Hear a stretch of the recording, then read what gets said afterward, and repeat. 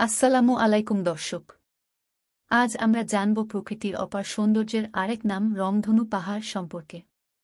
এই পাহাড় তার রঙিন ও মনোমুগ্ধকর দৃশ্য দিয়ে যে কোনো ভ্রমণপিপাসুর মন কেড়ে নেয়। কিন্তু কিভাবে তৈরি হলো এই অপূর্ব পাহাড়? কেনই বা এর নাম রংধনু পাহাড়? চলুন বিস্তারিত জানি। রংধনু পাহাড় বা রেইনবো মাউন্টেন আসলে দুটি ভিন্ন স্থানে দেখা যায়: চীনের ঝাংইয়ে ডানশিয়া চাইনি ড্যানশিয়া ল্যান্ডফর্ম জিওলজিক্যাল পার্ক এবং পেরুর ভিনিকুনকা ভেনিখানকা। চীনের ঝাংইয়ে ডানশিয়া পার্কের পাহাড়গুলো রঙিন ধরনের জন্যই একে রংধনু পাহাড় বলা হয়।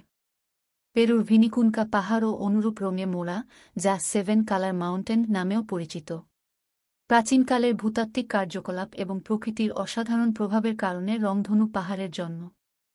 লক্ষ লক্ষ বছর ধরে বিভিন্ন খনিজ পদার্থের স্তর গঠিত হয়েছে, যা নির্দিষ্ট ধরনের রং তৈরি করেছে।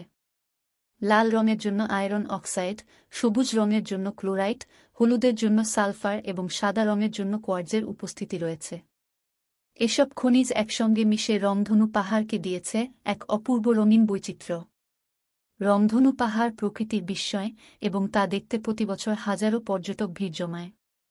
বিশেষ করে রোদে এর রঙগুলো আরও উজ্জ্বল হয়ে ওঠে, যা এক ভিন্ন মাত্রার সৌন্দর্য এনে দেয়। পর্যটকরা এই পাহাড়ে ট্রেকিং করে পাহাড়ের উপরে উঠে মনোমুগ্ধকর দৃশ্য দেখতে পায়। তবে উচ্চতা অনেক বেশি হওয়ায় ট্রেকিং যথেষ্ট কষ্টসাধ্য হতে পারে। অতি পর্যটনের কারণে রংধনু পাহাড়ে কিছু পরিবেশগত সমস্যা সৃষ্টি হচ্ছে। বিশেষ করে এর খনিজ পদার্থ এবং রঙিন স্তরগুলো পর্যটনের কারণে নষ্ট হতে পারে।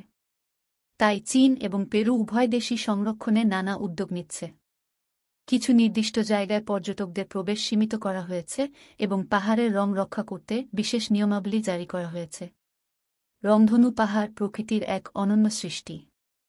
এটি যেমন আমাদের চোখে আরাম এনে দেয়, তেমনি মনে করিয়ে দেয় প্রকৃতির বিস্ময়কর সৌন্দর্য এবং বৈচিত্র্যের কথা।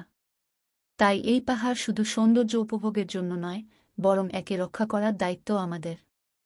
আজ এ পর্যন্তই। দেখা হবে আবারও এমনই আরও কিছু প্রাকৃতিক বিস্ময়ের গল্প নিয়ে।